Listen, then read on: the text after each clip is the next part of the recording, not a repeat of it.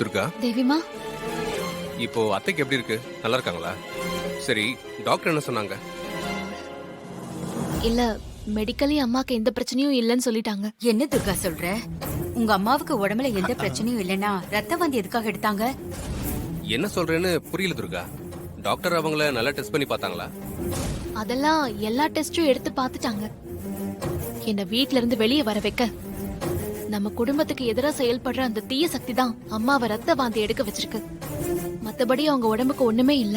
ஓ, எல்லாம் நம்ம கிராண்ட்மாவோட சித்து விளையாட்டு தானா? நீ என்ன சொல்ற துர்கா? டாக்டர் அம்மாக்கு எதுவுமே இல்லைன்னு சொன்னதும் ஹாஸ்னிய ஹாஸ்பிட்டல்லயே இருக்க சொல்லிட்டு நான் சித்தரை பார்க்க கோயிலுக்கு போயிருந்தேன்.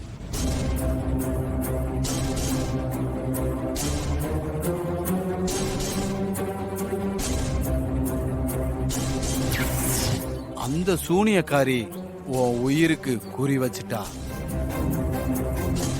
அதனால எவ்வளவு சீக்கிரம் முடியுமோ அவ்வளவு சீக்கிரம் காட்டுக்குள்ள இருக்கிற அம்மன் கோவிலுக்கு போய் நீ சேர்ந்துரு.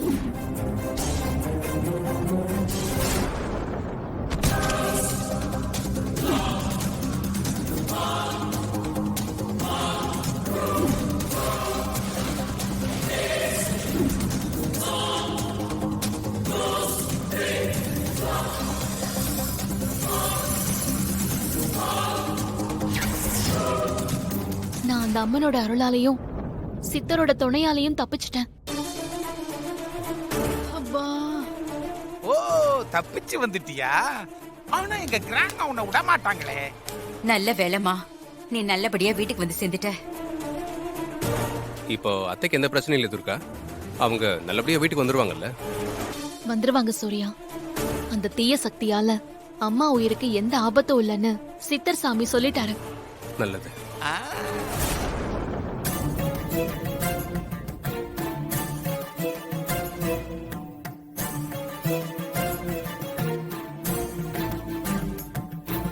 நமச்சிவாய. இதோ சித்தர் சாமியே வந்துட்டாரு. வாங்க வாங்க சாமி. ம்.